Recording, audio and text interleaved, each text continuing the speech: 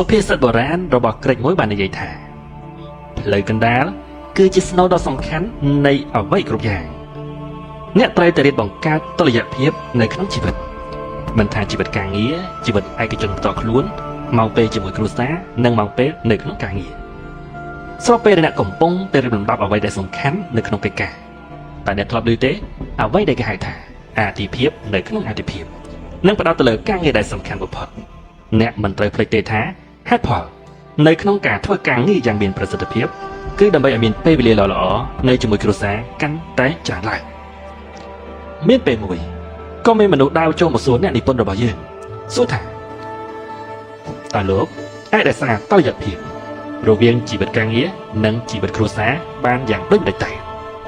អ្នកនិពន្ធរបស់យើងក៏បានសួរទៅគេវិញថាតើអ្នកលេងសៀកតាមខ្សែឬត្រូវព្យាយាមទប់លំនឹងនៅលើខ្សែឲ្យបានយូរប៉ុណ្ណា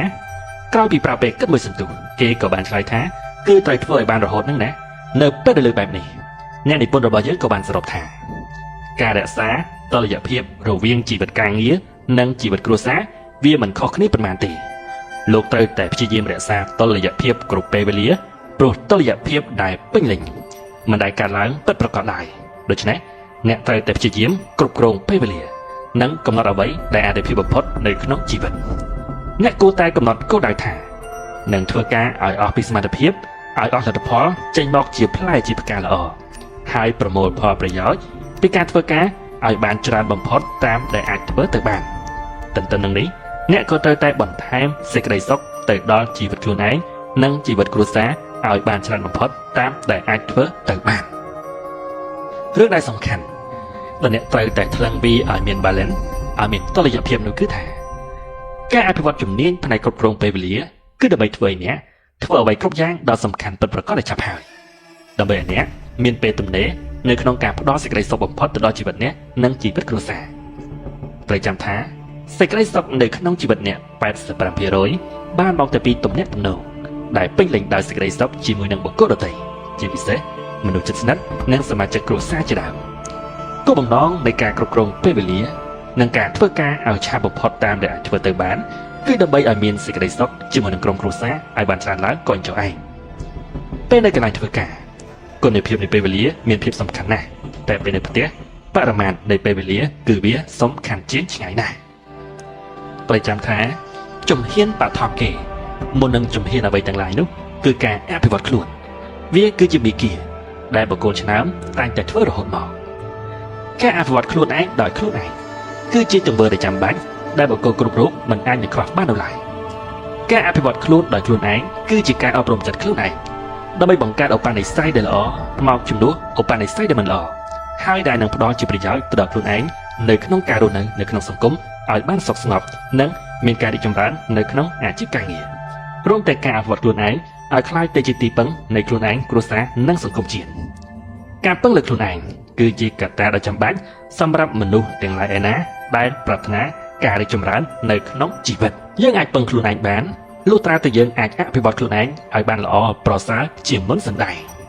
ដើម្បីអភិវឌ្ឍខ្លួនឯងឲ្យបានលុះត្រាតែយើងបានដឹងជាមុនថាតែយើងមានបុគ្គលិកលក្ខណៈយ៉ាងដូចម្តេចមានគុណសម្បត្តិណាខ្លះដែលត្រូវបំពេញបន្ថែមចំណុចអវិជ្ជមានណាខ្លះដែលត្រូវដកខាត់និងត្រូវកែខៃក៏ប៉ុន្តែគោលការណ៍គ្រឹះមួយចំនួនដែលអ្នកត្រូវតែធ្វើនោះទី1គឺអ្នកត្រូវតែឆែកទៅលើពេលវេលាក៏ដូចជាសុខភាពដែលអ្នកមានផងដែរធម្មជាតិបង្កើតមនុស្សឲ្យចេះប្រើកម្លាំងកាយបើយើងជំនះនឹងធម្មជាតិដែលមិនបញ្ចេញកម្លាំងកាយទេនោះសុខភាពក៏នឹងធ្លាក់ចុះទៅទ្រង់រាងកាយក៏នឹងចុះទន់ខ្សោយបើសុខភាពនិងរាងកាយធ្លាក់ចុះទៅទ្រង់ទន់ខ្សោយហើយនោះអ្វីទាំងឡាយដែលត្រូវធ្វើសម្រាប់ជីវិតគឺពិតជាមិនអាចសម្រេចបានឡើយហើយនេះទើបមានកតិមួយដែលគេពោលថាសុខភាពគឺជាកត្តាចម្បងនៅរាល់សមិទ្ធិទាំងឡាយទន្ទឹមនឹងនេះបើសុខភាពអ្នកល្អហើយអ្នកត្រូវតែមានគោលបំណងដ៏ជាក់លាក់ផងដែរគោលបំណងដែលយើងចង់បានគឺដើម្បីធ្វើជាគោលនៃក្តីសង្ឃឹមដ៏ខ្ពស់របស់យើងគ្រប់រូបតើតែជាអ្វីដែលយើងស្រឡាញ់ជាអ្វីដែលយើងចង់បានដ៏ពិតប្រាកដហើយយើងអាចធ្វើវាបានដោយខ្លួនឯងមុនពេលដែលយើងតាំងគោលបំណងអ្វីមួយឡើងយើងត្រូវតែរំពឹងគិតថាទៅអនាគតយើងអាចដឹកនាំជីវិតដឹកនាំនាវាជីវិតរបស់យើងឲ្យទៅដល់គោលដៅដោយចំណេះដឹងនិងសមត្ថភាពផ្ទាល់ខ្លួនរបស់យើងដែរទេយើងមិនគួរមានគោលបំណងបែបរវើរវាយឬក៏បណ្ដិតបណ្ដោយទៅតាមតែព្រេងវាសនានោះឡើយការដែលមានគោលបំណងច្បាស់លាស់គឺជាការចាប់ផ្ដើមអភិវឌ្ឍខ្លួនយ៉ាងពេញទីព្រោះនេះ ធ្វើយើងដឹងច្បាស់ថាយើងត្រូវអភិវឌ្ឍខ្លួនឯងដើម្បីអ្វីពាក្យមួយឃ្លាគេនិយាយថា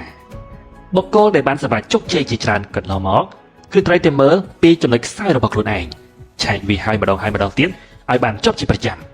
ពេលនោះយើងនឹងមានទិន្នន័យដើម្បីអភិវឌ្ឍនៃចំណុចខ្សោយនោះឲ្យคล้ายទៅជាចំណុចខ្លាំង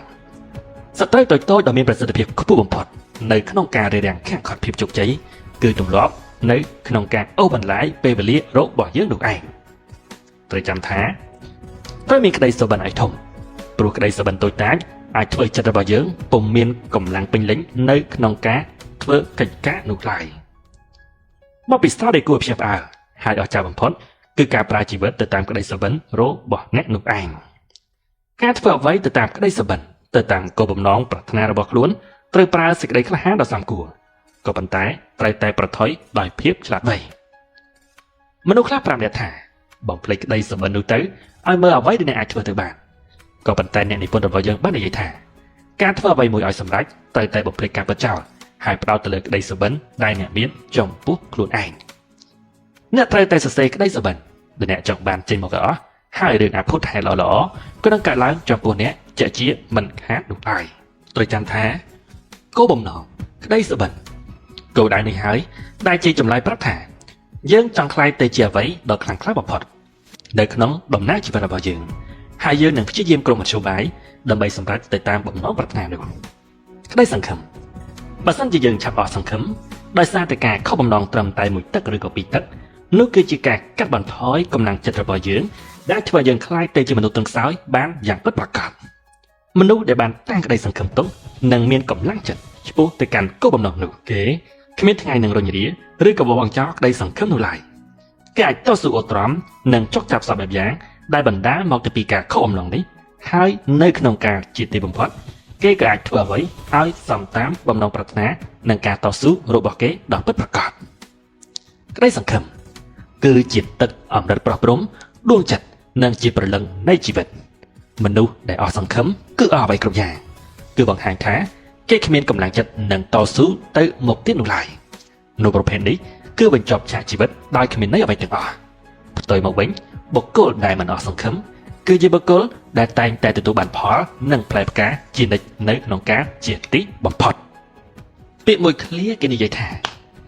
មនុស្សយើងប្រើពេលផ្សេងគ្នានៅក្នុងការស្វែងរកក្តីសុបិនឲ្យជួបហើយដូច្នេះហើយចូលកុំចោះចាញ់គេអាចវាស់មនុស្សបានដោយសារតែទំហំនៃក្តីសុបិននិងអាំងទឹកនៃក្តីសង្ឃឹមរបស់គេនោះឯងចូលប្រាប់ទៅកាន់ចិត្តរបស់អ្នកថាសេចក្តីភ័យខ្លាចចំពោះទុក្ខវេទនាវាពិបាកទ្រាំជាងវេទនាផ្ទាល់ខ្លួនទៅទៀតហើយពុំមានចិត្តណាត្រូវទ្រាំទៅនឹងសេចក្តីទុក្ខនៅពេលដែលវាដើរទៅតាមក្តីសុបិននោះឡើយហេតុផលដែលអ្នកមានក្តីសុបិនក៏ព្រោះតែអ្នកខ្លួនឯងមានរឿងពិសេសដែលត្រូវការសម្ដែងចេញមកអ្វីដែលធ្វើឲ្យអ្នកខុសពីបុគ្គលដទៃគឺត្រូវតែធ្វើទៅតាមក្តីសុបិនរបស់អ្នកនោះឯងអ្នកដែលអស្ចារ្យនឹងធ្វើឲ្យអ្នកមានអារម្មណ៍ថាអ្នកក៏អាចធ្វើរឿងអស្ចារ្យបានដូចគ្នាក្តីសុបិនដែលមិនសមតាមបំណងប្រាថ្នាវាគ្រាន់តែជាការលំបាកក៏ប៉ុន្តែគឺជាការលំបាកដោយមានបទពិសោធន៍នោះឯងនៅពេលដែលអ្នកតាំងគោលដៅបំណងប្រាថ្នានិងក្តីសង្ឃឹមដ៏មុតមមហើយនោះហើយអ្នកក៏ត្រូវតែជ្រើសរើសរឿងដែលសំខាន់បំផុតនៅក្នុងជីវិតដែលយើងនិយាយយ៉ាងសាមញ្ញថាគូរូបភាពអនាគតថាអ្នកចង់ក្លាយទៅជាអ្វីដោយប្រកាន់ខ្ជាប់ទៅតម្លៃដែលជាគោលការណ៍ដែលជាគោលបំណងរបស់ខ្លួននិងសម្រេចចិត្តថាអ្វីទៅគឺជារឿងដែលធ្វើជីវិតមានអត្ថន័យនិងមានគោលដៅដោយពិចារណាពីតម្រូវការនិងចក្ខុវិស័យរបស់ខ្លួនឯងពេលនេះដល់ពេលអ្នកត្រូវកំណត់គោលដៅដែលច្បាស់លាស់សម្រាប់ជីវិតនិងអនាគតហើយអ្នកក៏នឹងមានជីវិតដ៏អស្ចារ្យបានលុះត្រាតែអ្នកដឹងជាមុនសិនថាខ្លួនឯងត្រូវការអ្វីបន្ទាប់មករៀបគម្រោងដើម្បីឲ្យទៅដល់គោលដៅនោះហើយធ្វើទៅតាមគម្រោងនោះជារៀងរាល់ថ្ងៃនៅក្នុងដំណើរឆ្ពោះទៅរកគោលដៅនិងការថែទាំអាងទឹកនៃក្តីសង្ឃឹមអ្នកជាមិនផុតឡើយពីរឿងលំបាកការមិនរត់ថត់និងសេចក្តីនឿយហត់លំបាកវាគឺជាកម្លាំងចិត្តដែលមានស្រេចនៅក្នុងខ្លួនមនុស្សវាគឺជាកម្លាំងធាតុដែលយើងអាចបញ្ចូលឲ្យខ្លួនឯងបាននៅក្នុងលោកនេះគ្មាននរណាម្នាក់ដែលមិនប្រព្រឹត្តនឹងសេចក្តីនឿយហត់និងឧបសគ្គនានានៅក្នុងជីវិតនោះឡើយតាំងពីកើតរហូតដល់ស្លាប់បណ្ដាបុគ្គលសំខាន់ទាំងឡាយនៅលើពិភពលោកសុទ្ធសឹងតែធ្លាប់ប្រឈមនឹងសេចក្តីនឿយលំបាកទាំងអស់រួចមកហើយនេះអ្នកក៏មិនគួរខ្លាចឧបសគ្គអ្វីនោះដែរព្រោះឧបសគ្គបើអ្នកកាន់តែកិច្ចកាន់តែដកថយគឺវាកាន់តែខាត់បងដូច្នេះ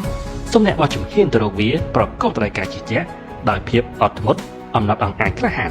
នៅទីបំផុតវាពិតជាចោទចាញ់កម្លាំងចិត្តដែលអ្នកមានដ៏អស្ចារ្យជាក់ជាមិនខាននោះឡើយប្រៀបដូចជាពាក្យសម្ដីរបស់បណ្ឌិត Robert Shlomo បានមានប្រសាសន៍ថាពេលវេលាដែលក្រលំបាកបានកន្លងផុតទៅឧបសគ្គនានាដែលយើងជួបប្រទះក៏ប៉ុន្តែ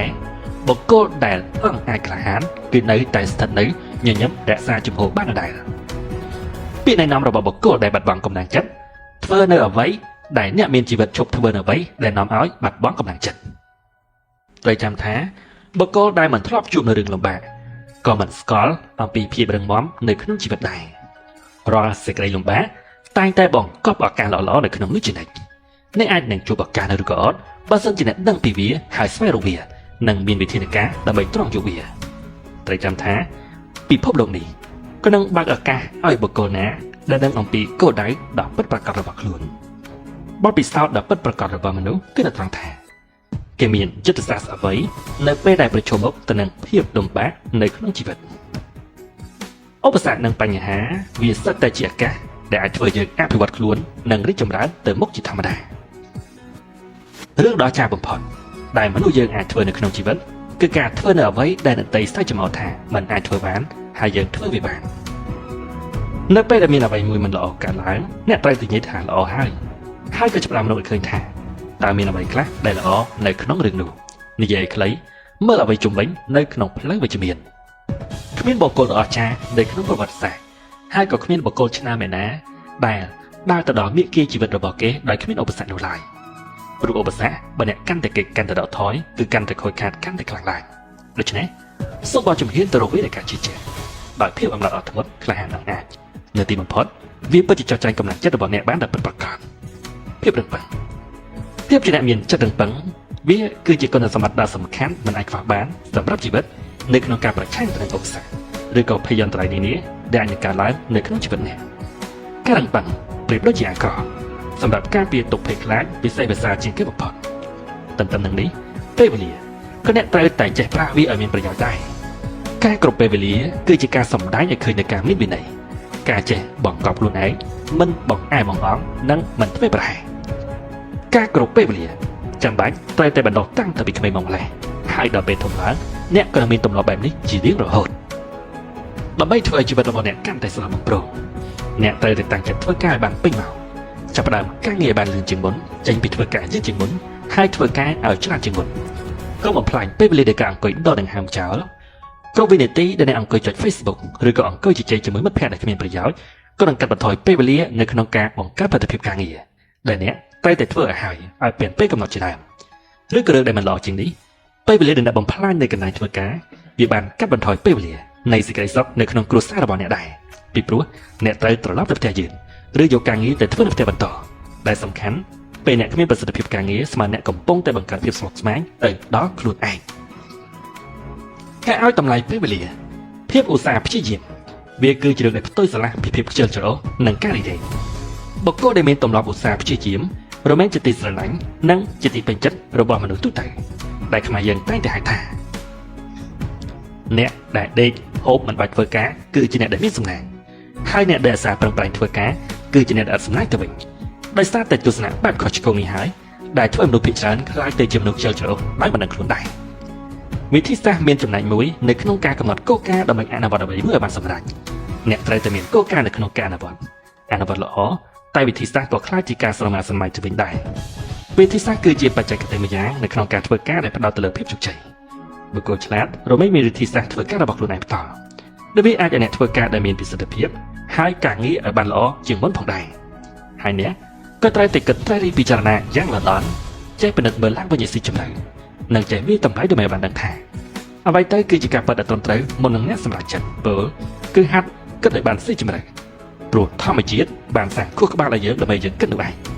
មនុស្សដែលមិនចេះគិតពិចារណាមិនចេះសុខបង្កើតអ្វីឲ្យមានសុភវិនិច្ឆ័យចំពោះខ្លួនឯងរមែងជាមនុស្សល្ងងហើយបុគ្គលល្ងងក៏រមែងខ្លាយទៅជានុយខ្លាយទៅជាខែលខ្លាយទៅជាធ្នាក់ឬក៏ជាឧបករណ៍របស់មនុស្សឆ្លាតបែបអាត្មានិយមនោះឯងការរៀនត្រេះរិះពិចារណាជួយយើងកាន់តែមានភាពមុខមុតវាងវៃនិងកាន់តែឆ្លាត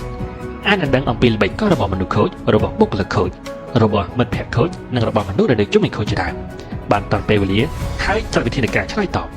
ដើម្បីបញ្ជៀសនៅវិបត្តិផ្សេងៗដែលបំរុងនឹងកើតឡើងចំពោះយើង ការត្រេះរិះពិចារណាអាចយកឈ្នះទៅលើឧបសគ្គនិងបញ្ចេញព្រៀបបុគ្គលណាទាំងអស់ហើយវាថែមទាំងធ្វើឲ្យយើងមានការគិតជារបស់ខ្លួនដោយបានប្រើកម្លាំងកំណត់ផ្ទាល់ខ្លួនរបស់ខ្លួនឯងផងដែរការរកហេតុផលឲ្យបានត្រឹមត្រូវវាពិតជាមានសារៈសំខាន់ខ្លាំងណាស់នៅក្នុងការតស៊ូខាងផ្លូវគំនិត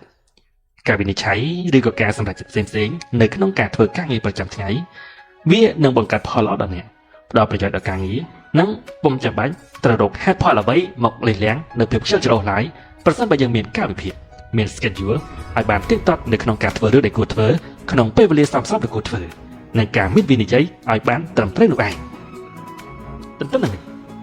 ការវិនិច្ឆ័យដែលត្រឹមត្រូវទៅលើអ្វីមួយវាចាំបាច់ណាស់ត្រូវអាស្រ័យទៅលើដំណើរការនៃការគិតនិងការរកហេតុផលដែលត្រឹមត្រូវដែរ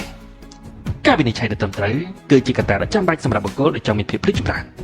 យើងត្រូវតែហាត់ឲ្យមានរបៀបវិន័យពីព្រោះបើមិនមានវិន័យទេយើងនឹងក្លាយទៅជាមនុស្សដែលយល់ដឹងមិនដល់ហេតុការណ៍ដ៏ពិតប្រាកដនោះឡើយហើយចាំថាទឹកឡើងក៏គង់តែស្រកទៅវិញក្រោយពេលភ្លៀងមេឃក៏នឹងស្រឡះពុំមានបុគ្គលឯណាដែលសំណាងអាក្រក់គ្រប់ពេលវេលាទេ